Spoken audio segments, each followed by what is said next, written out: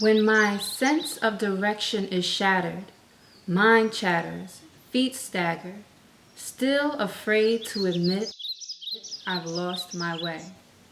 Here, in the deep, dark forest of my mind, I'm blind to my next step.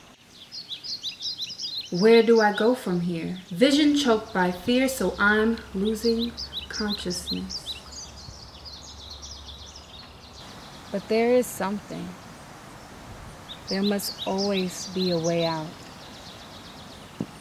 A way back home where Mother Peace and Father Grace are waiting to greet me. So instead of forward, I look back.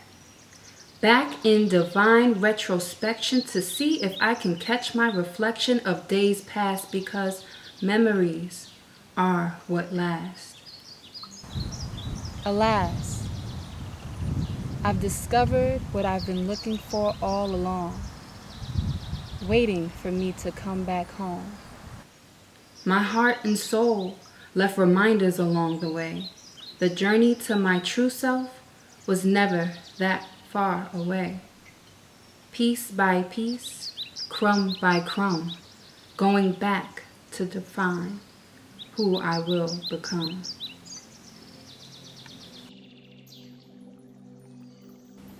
Greetings, my name is Dr. Faya, the Queen of Transformation. I have a degree in transpersonal psychology, which is a unique integration of clinical psychology with spirituality. I've also created my own model towards the transformation process that we can all experience in our lives. I am going to introduce the first tool today called Breacrumbs. But before I do that, I would like to introduce you to a concept. Concept is, at the center of who we are is our divine self, is the presence of God. I like to call it the I am, or the I amness. It is our beingness. Beingness comes from the word to be. I am is a conjugation of that verb. So it is the I am. So oftentimes when I talk to my clients, I ask them, how would you feel if you were completely connected to the presence of God in you? And many come up with such words as peace, love, unconditional love, joy, whole, complete, confident. But there's a word that I like to add to that list, and it's the word home. And the reason why I say the word home is because we are all trying to get there. We're all trying to get to our joy. We're all trying to get to our peace. So it must be where we belong if that's where we are all trying to get to. And every decision we make is because we think it's going to bring us closer to that. But there's a reason why it doesn't. I knew of a place of peace and love, a brick wall made of my mother's strength and my father's work, an oven fire burning with passion and confidence. A house becomes a home when built from the inside out. But something attracted me to the forest. Something called my name. So I walked deep into the forest. I walked so far when I turned my head to look back, I couldn't see my home anymore. If a tree fell, would you hear it cry? Roots sticking out of the ground to guide me, taking one anxious step after another, searching for validation along the way. Something was keeping me lost in the forest. I sat on a rock and realized I'd hit the bottom. Took a deep breath and turned to look back to find my way home. And I found breadcrumbs to guide me there.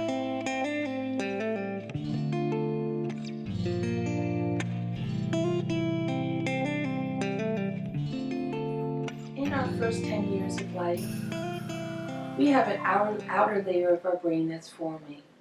It's 10% of our brain. And that outer layer that's forming is responding to our sensory perceptions of our world. So what we end up creating is neural pathways. They become our thought process. They become our defaults, our go-tos.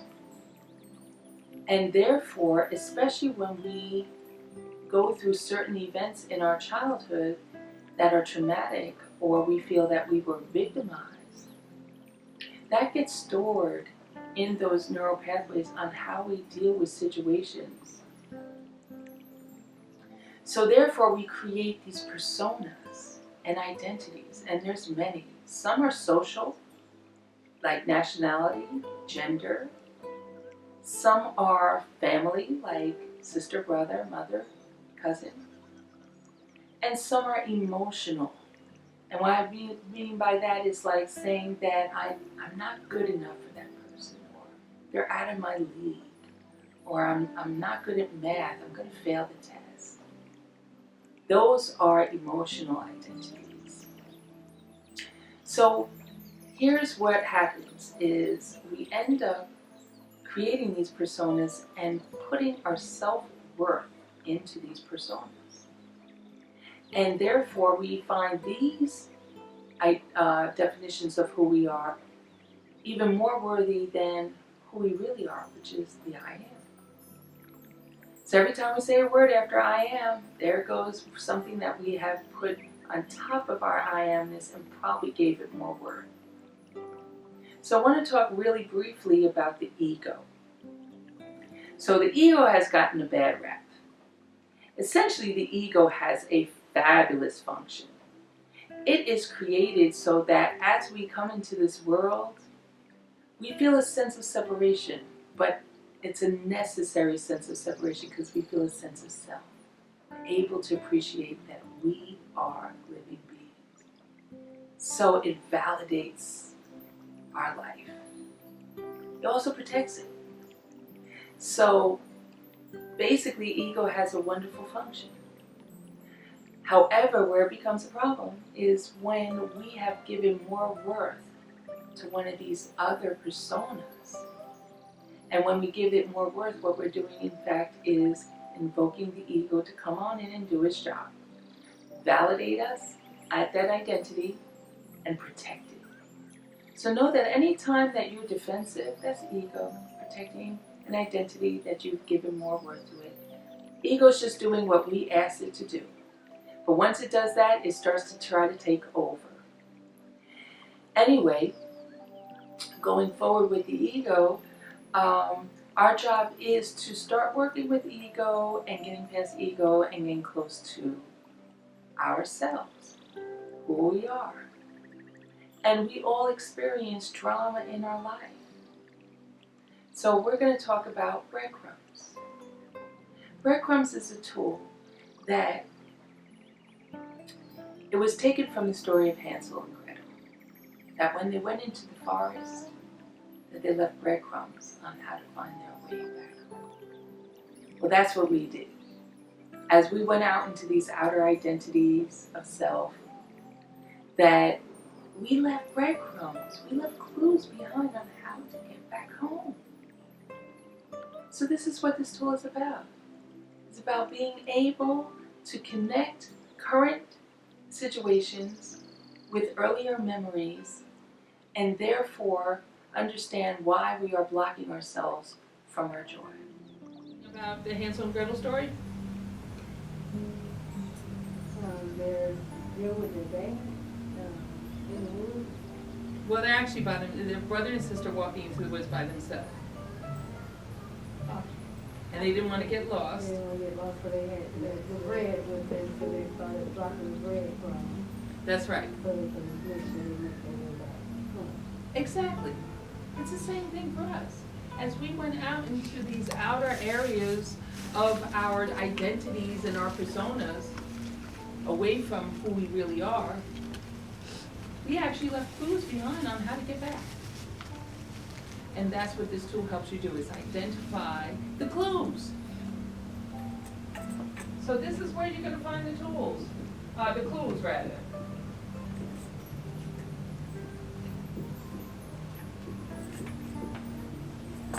The clues are all up up in your triggers and how you react to them. So what are triggers?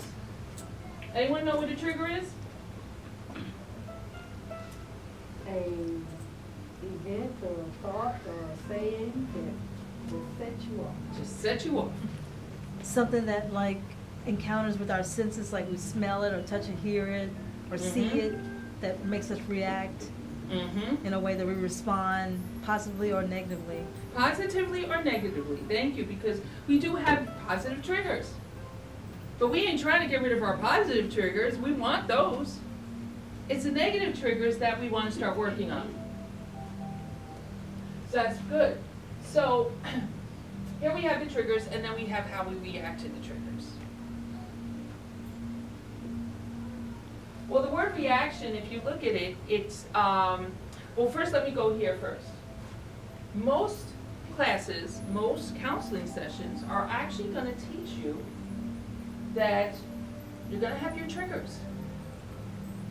But we're going to change your reactions into appropriate responses. What they call that is called behavior modification.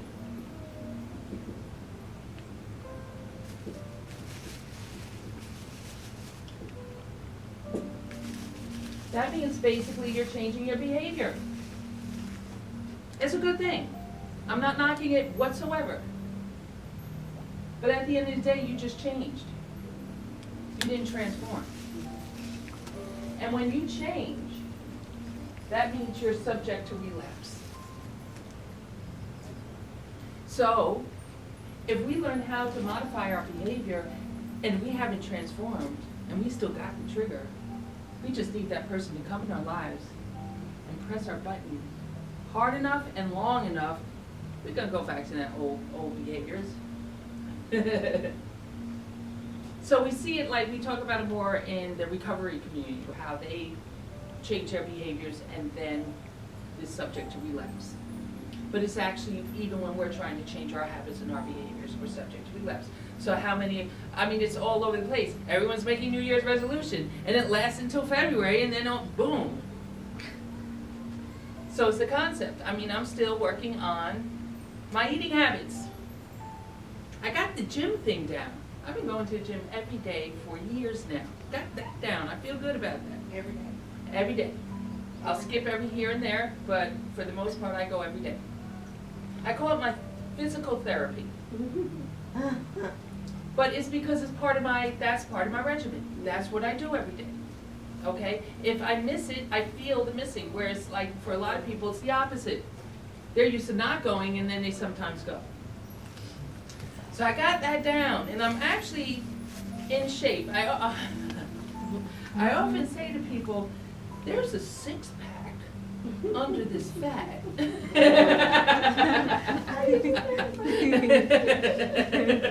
Right? I mean, I've really got muscle formation, but it's under the fat. That's true. Okay, but at the end of the day, I don't want to have to go through life with this trigger. Because at the end of the day, even though I'm modifying my reactions and I'm responding appropriately to it, the trigger itself is not making me feel good.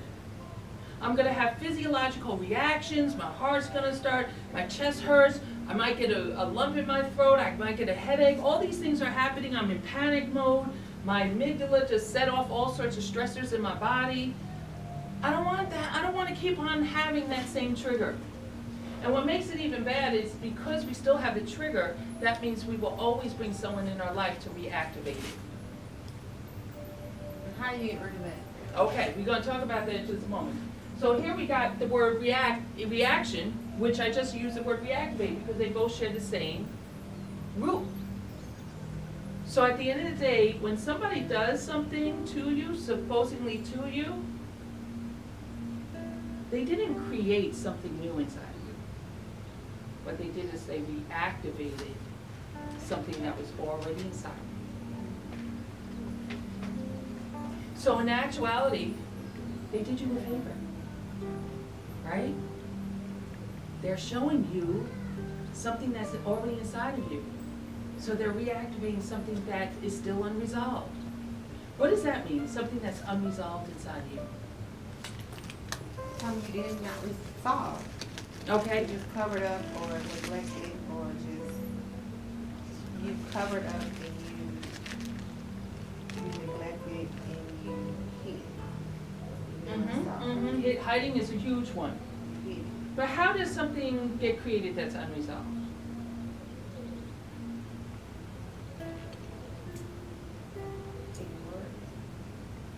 Well, you can have negative, negative feelings or negative reactions, like if someone says something and it hurts your feelings, or, you felt betrayed, or you felt, and you just never addressed it. And never addressed it. Never got an explanation, never got an apology, and it just sits you in you unresolved. Well, those are instances that happen in our childhood. Okay? So at the end of the day, we can't forget something. I'm not here to help you forget things that happened in your past. What I'm here to help you do is to write a new narrative, to write a new story. So therefore, you still keep the memory, but you're telling yourself a different story about that memory. Once you change the story, you do not activate the part of the brain called the amygdala, which goes into stress mode when you're encountering a trigger again. And at the end of the day, what happens? The trigger goes away. You transform. You don't relapse, because there's no triggers to relapse to. There's no old thinking to relapse to. You have now rewired your brain. And you are free from that trigger. You'll have other triggers to start working on. Then that you have other triggers of trauma there. Would that feel good though? Oh my gosh. Once you experience the process of being free, you almost look for the next trigger. Because you want to keep on releasing yourself. You keep on wanting to grow. It's an exciting process. Okay? So, I had a client that came in, she's like, I said, look, don't make a trigger happen. Just allow it to happen. But she says she gets excited when she gets triggered now. And that happens to me as well. I actually get excited when I get triggered because I know how to do the process. And I know whatever's holding me back, I'm about to work on and release it. And now I'm about to move forward in my life. It's a beautiful process.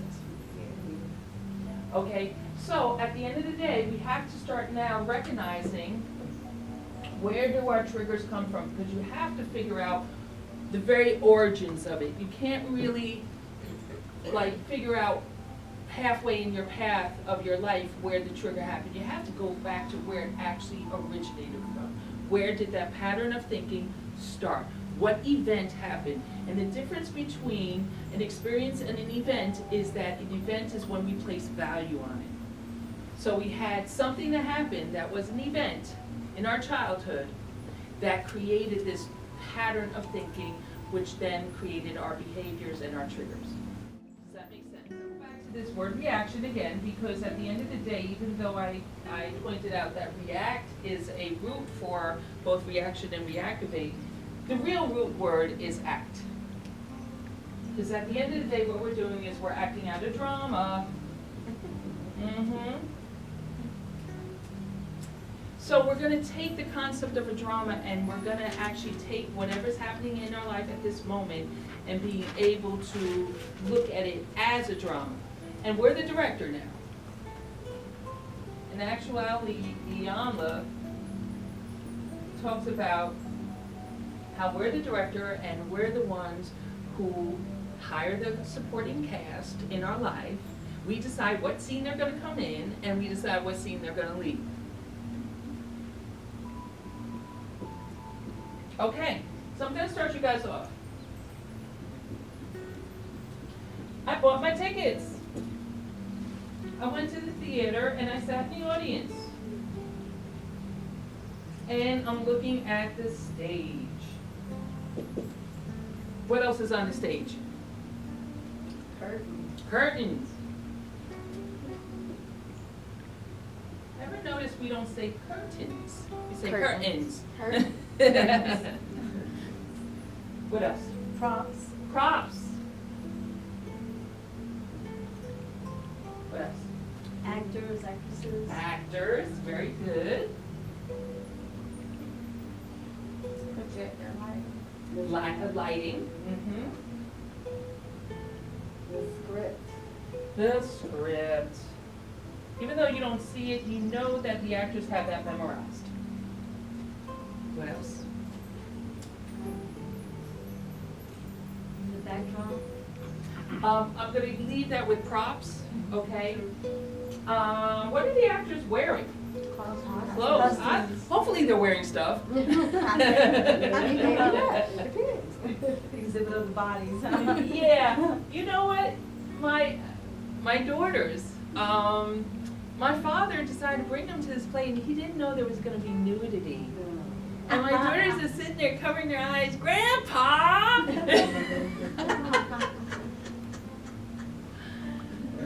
Okay, so costumes, oh, what's opening and closing on the stage? We did curtain. No. Oh, yeah, we did. That's right, because it said curtains. Okay, so we got curtains, props, actors, script, costumes.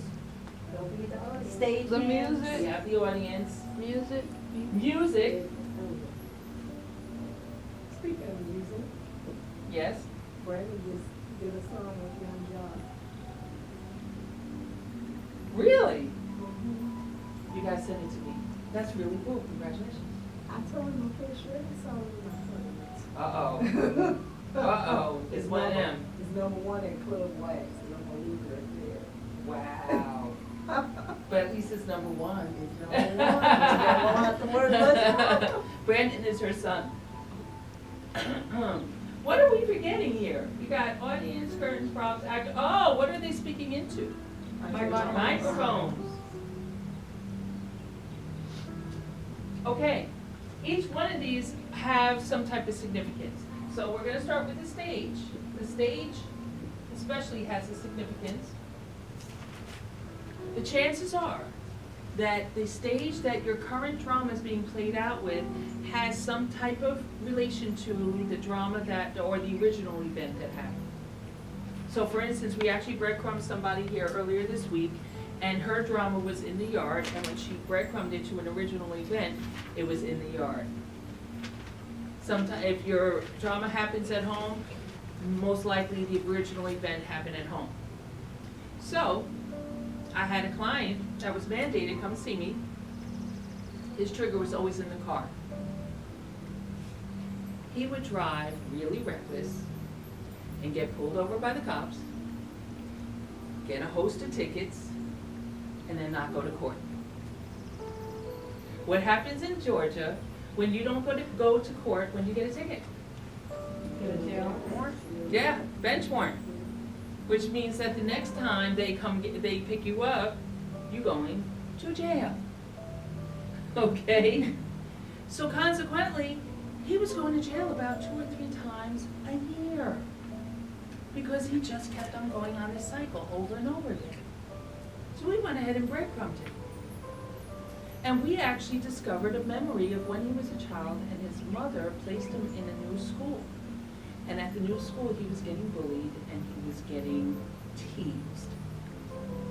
So his mother comes to pick him up and he tells his mom, I want to go back to the old school. I don't like this school. The children are teasing me. So the mother turns around and says, well, you're a boy. You need to handle that. His soft place to lie. What's really funny is when I presented this last night, I had one of the mothers says, yup, that's right. You need So this is actually a very common notion. So guess what? He replaces the bullies with the cops. The cops are now the new bullies. And the cops are bullies. So the cops are now the new bullies. Guess who's bailing him out? His mom. Mama.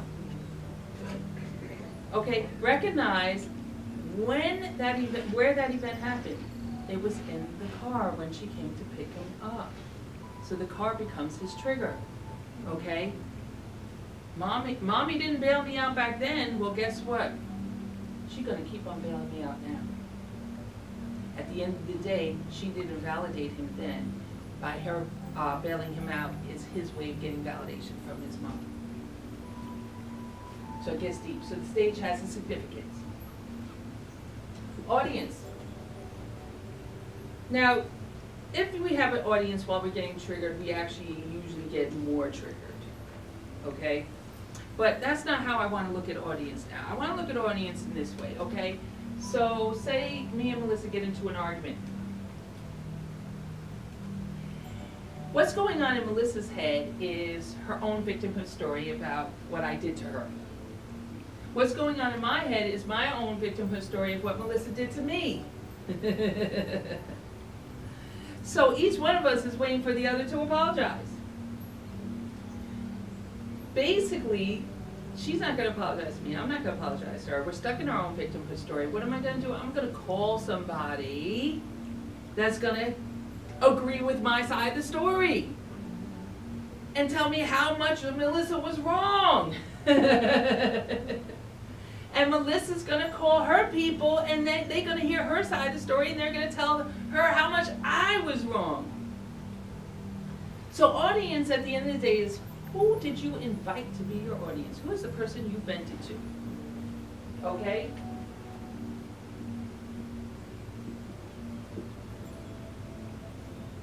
Because most times that's how we get our validation. Okay?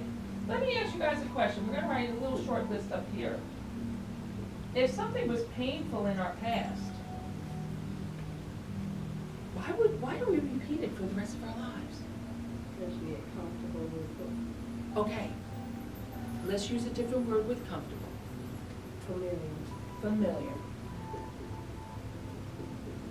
Because comfortable and painful do not exist together, right? But we find comfort in the familiarity, right?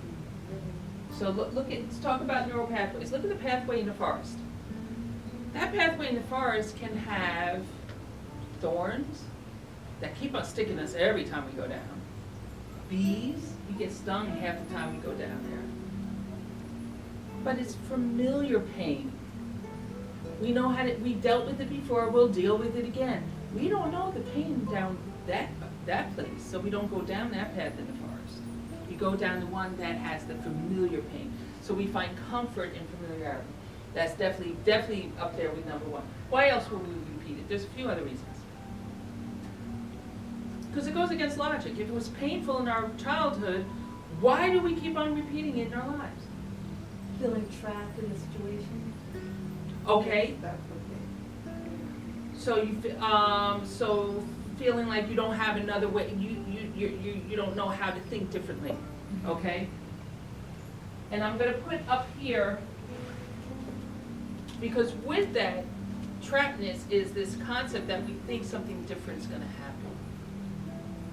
It's like, how many times have we given our mates in our life a second chance, a third chance, a fourth chance, because we think that they're going to change their behavior. This time they're going to do something different. So we keep calling, texting. If we're not doing anything different, why should they do anything different? But we keep on doing the same thing, thinking, well, this time he's going to treat me better. Well, there's a myth that says, like, insanity is like doing the same thing, expecting a different outcome. That's exactly where I'm going with this. So we're expecting a different outcome.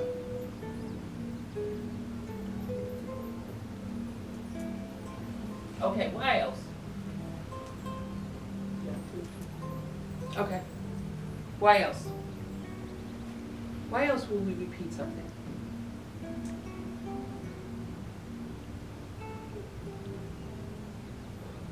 Because we don't know another way, maybe. Okay. Ignorance. Ah, There we go. ignorance. That's a good one. Don't know another way. That's a good one.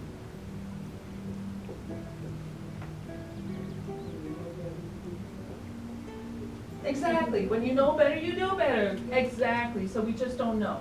It's ignorance. Okay? How about something we just talked about earlier? Validation.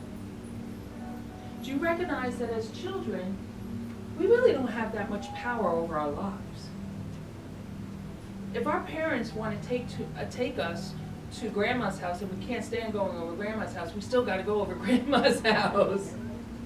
If our parents want to take us to a restaurant where we can't stand the food, we still got to go to that restaurant, and our parents are going to make us eat every bite on that plate. So we really don't have that much power over our lives as children. But there's some events that happen where we might get beatings, we might get punished. And in our child mind, I don't know too many children that think that they fairly got a good beating. Most children are sitting in the room thinking in their heads how much they hate their parents. So the point is it's unresolved. Nobody came and validated how we felt. Nobody heard our side of the story. So that becomes this unresolved issue. So what we get a chance to do as adults is, now that we have this freedom, we can now garner that validation that we never got as a child. Somebody once said, God speaks to us through the situation.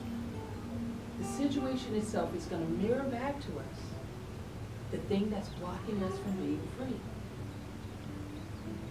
So that at the end of the day, the situation is going to mirror back something to us it's going to mirror back the thing that's blocking us from being free.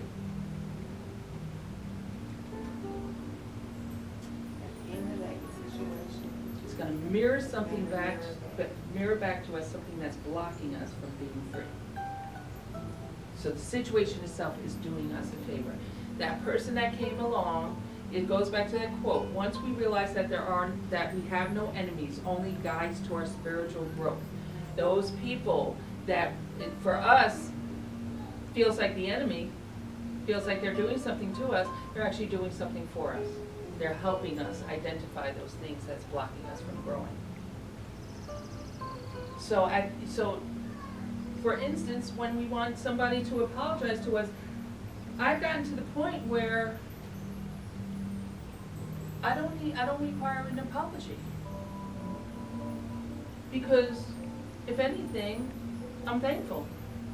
I'm thankful for the situation. If they apologize, great, but I'll let them know that I'm actually thankful. And it's happened before. Okay. So going back to this validation piece, when we bring in an audience, we're trying to get somebody to validate our side of the story. The curtain is the trigger itself. What was that word? What was that action that opened up your curtains that started your drama? A yellow shirt. A man in a yellow shirt? How about a man in a pink shirt? Didn't bother. A yellow shirt and a $5 bill was my trigger.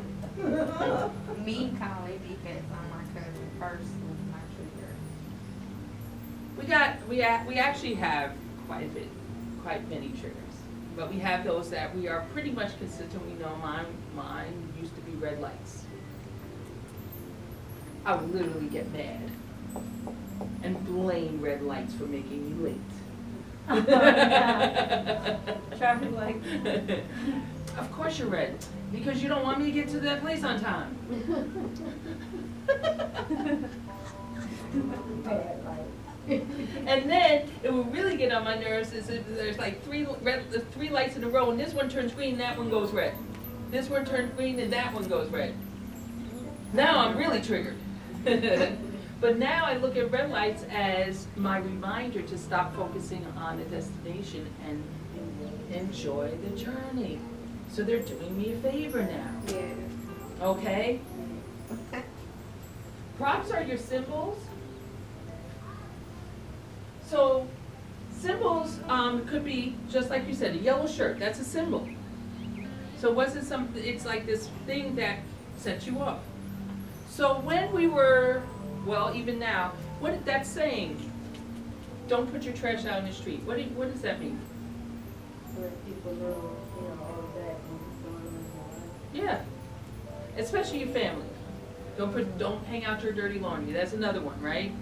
As children, when we hear things like don't hang out your dirty laundry or don't put your trash in the street, we actually pitcher dirty laundry in the street. Or we pitcher trash cans in the street. So I had a client that came home one day, and her husband didn't take the trash cans in after the trash man came, and she freaked out. She went inside and just started yelling at him. Why would you leave the trash cans on the street? Trash man already came. We the only house that got the trash cans on the street. We breadcrumbed her. And we came up with an instance where she was playing on the street with her friends and her cousins, and they went around and they said, you know, that man in your house is not your real father. And she went inside the house and she said to her mother, tell them they're lying. And her mother said, no, they're not lying. That's how she found out. So trash cans represents that trigger of how she found out who her real father is. Symbols could get deep. But let's talk about symbols real quick, about symbols representing a language. Because all languages started out as symbols. Well, guess what? Life has its own language. And the way that life speaks to us is in signs and symbols. There's a Swiss psychologist that talked about it. He called it synchronicity. It's when we experience these monumental kind of coincidences, and we're like, oh. Have you ever had that? Like you drive into a Kroger parking lot while a Kroger commercial is playing on at the same time, and you're like, whoa, that's wild. Have you ever had those things where it's a coincidence, and you kind of got that feeling that this is not just two things happening simultaneously. This is like life trying to deliver me a message. And everybody's experienced that, to the point that a Swiss psychologist actually wrote a book about it, and he called it Synchronicity. But let's talk about other ways that life speaks to us. What about the animals delivering us messages? So I talked about the, yes, go ahead.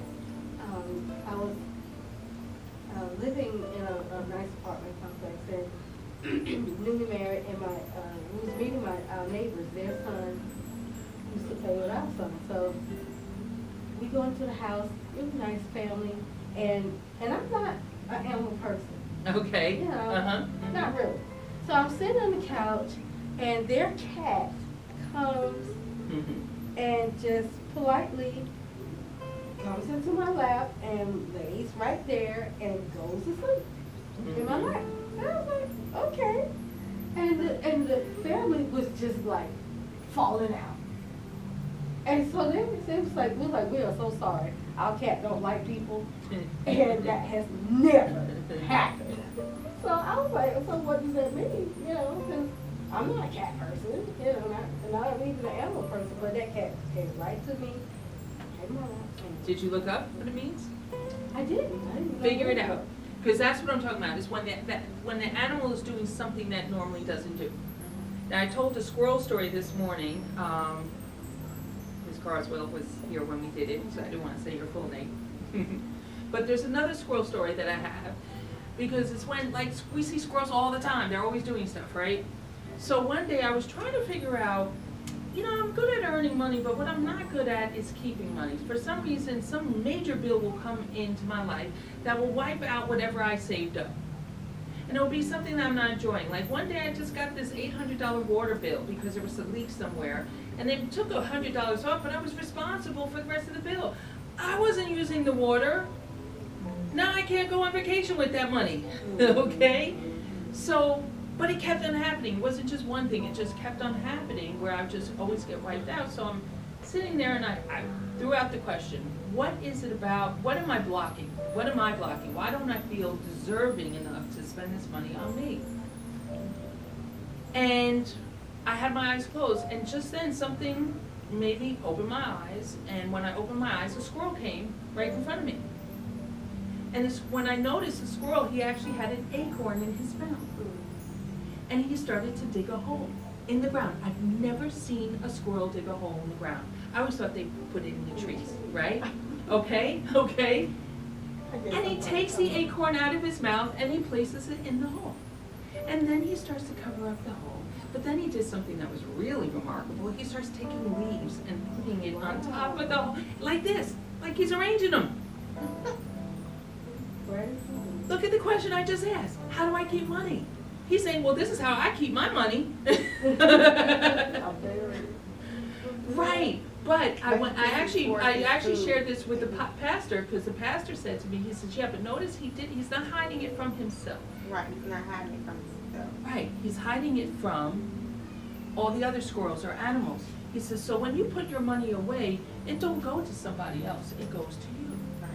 Somehow you'll figure out how to pay that bill, because even if you didn't have that stash, you would have figured out how to pay that bill. Right. But you So- still go on your vacation, and you figure out get a bill later. Somehow, exactly. But what I actually do is I actually create two funds now. It's create an emergency fund and I create a me fund. Right, but you But still that do- changed my finance. That was something that helped me change my finances, by that squirrel. Pay attention. Life is always talking to us. Life has a language. Okay? Okay. Actors are prototypes. Anyone know what a prototype is? Like a model. Like a model, like the first thing, The original. the blueprint. It's usually used in the car industry. They make a prototype, they patent the prototype, and then they create models that are based on the prototype. We have done that too in our lives. We have all these people that were the people that influenced who we are in our early developmental years. They're gonna be our moms, our dads, our uncles, our cousins, our brothers and sisters, our teachers. After that, after we have patented that prototype in our thought process, what we do is we bring in models to model after those earlier prototypes. So Psychology 101, we marry our dads. Yes. Okay? Basically saying is that, and the issues that we usually have with our models has nothing to do with them.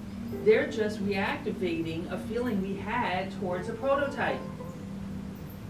Does that make sense? Yes. Stop that. So me, But, excuse me, you said we marry our dads, marry our fathers? We marry our, not literally. Married Please, not literally. That's how animals do it. Animals not do it. physically. No, but but- basically, anything we like about a father and dislike about a father is usually what we will be attracted to in a man. Okay? Right. Just like your father or grandfather. Yes. Whoever the male figure was in your life. Or the male figure. Yeah. And it could be mom. I had a client that we kept on digging and digging and digging into her daddy issues, and we kept on not finding something. Finally, I said, let's shift to your mom. And as soon as I said that, it was like, oh my gosh, and it was so clear and plain to her that her issues were dealing more with her mom than her father. Okay, your script. Because actors have to memorize a script, that represents your subconscious thinking. You're writing your script all the time, meaning that you're saying stuff that's already in that subconscious thinking. Costumes represents your identity. What identity did you assume in your drama? Were you a daughter in your drama? Were you a mother in your drama? Were you a girlfriend or a wife in your drama? Because how you act as a daughter is going to be different than how you act as a mother. How you act as a mother is going to be different than how you act as a mate, as a romantic interest. So the chances are, whatever identity you're assuming, you're modeling a prototype. Okay? I like that commercial when they show that people turn it into their parents. That is so funny. Yes, hilarious commercial. I seen it I love too. that commercial. I seen it too. But we do it all the time too. Like we'll say something like, "Oh shoot, I sound just like my mother," right? Like try my best not to. Well, the more we try not to, the more we start sounding more like them. Mine is coming. I can tell. Mike's is things that we amplify, something that that wasn't a big deal, we might have made it a big deal. Like the trash cans on the street, right? Performance is your behaviors. Did you scream? Did you shut down? Did you block everybody did you block that person from all your social media? That's actually a behavior. Did you freeze? Did you not move? Yeah, alienate. How did you behave? Because the chances are is that your behavior in your current drama is going to go back to the same way you handled it when you first encountered it. Okay? Music is your feelings. And it's gonna be more than one feeling. Music represents your feelings because music itself activates different parts of our brain that elicits emotional responses. So in this case, music's gonna represent your feelings. Lighting represents your perspective. But let's go back to this whole big thing with me and Melissa. We had this argument, okay? I already placed myself as the victim. She just did something to me. So my perspective is gonna automatically be that I'm the victim. But I wanna know how you felt like you were being victimized. So I could have felt like I was being victimized because she knew my secret and she told somebody. That could have been the way I felt victimized. It could have been something else. I know you wouldn't do that to me. Okay, so how was I the victim? Because that goes back to the story. That's the story we're telling ourselves. That story you're telling yourself about how you were the victim, like that she exposed me, well, I probably have a big issue about being exposed, so she's not the only one I feel is exposing me. I'm telling that story in other scenarios too. And the last thing is your tickets. Tickets, usually you put a value on a ticket. So in this case, I want to know how in your current drama did you feel devalued? Took away my swap away. Okay. There you go. The reason why I put a box around this is because when you do this activity, when you do this tool, you're gonna do this whole thing with your drama, but you're gonna go first to what's in this box. Because as I said with that neural pathway, remember I said what's written into the neural pathway is how you feel, the story you're telling yourself, and how you felt devalued is going to go back to also the story and your feelings. That's going to connect you to the memory, the original memory, where it came from. So what I usually ask people, I say, close your eyes and try to remember the first time you felt all these things that's in the box. 90% of the time, you're going to come up with that memory. Wakita did this. She made herself vulnerable last time, zeroed in right into the memory, something that she hadn't thought about in a while, and now she recognized that it's still affecting her to this day. It worked like a charm, actually. It usually does. Sometimes you have to do a little bit more digging to recover that memory. Once you recover that memory, then you're going to go back here and you're going to recognize that, yeah, it pretty much is the same stage. It pretty much is the same drama. That's now you're going to be discovering yourself and recognizing, oh my gosh, I've been doing this all my life. I've been repeating the same stage all my life. So yeah, go ahead and take a picture. Because you might go back and say, okay, well, that person in my drama, what person do they represent in my past? And all of a sudden you're going to see there's a connection. Oh yeah, that person is a model of an earlier prototype. Presented to is also a model of an earlier prototype in your current drama.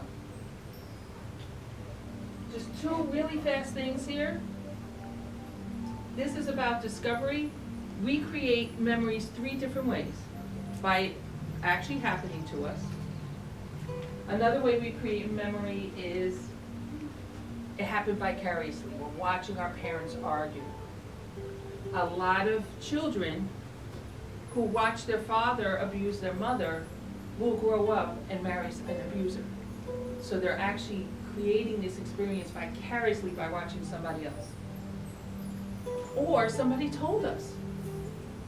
I once had a client that her mother used to tell her, oh, you were such a hard birth, I almost died giving birth to you. But your brother, oh, he was great, he just came out and he was wonderful. So she had a complex about so that actually came up as a trigger because her mother told her this, and she internalized this experience that her mother had as her being the difficult child.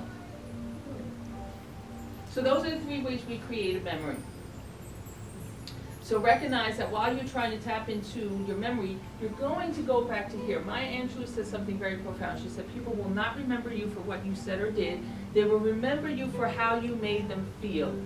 Feelings is how we connect the dots. Any questions?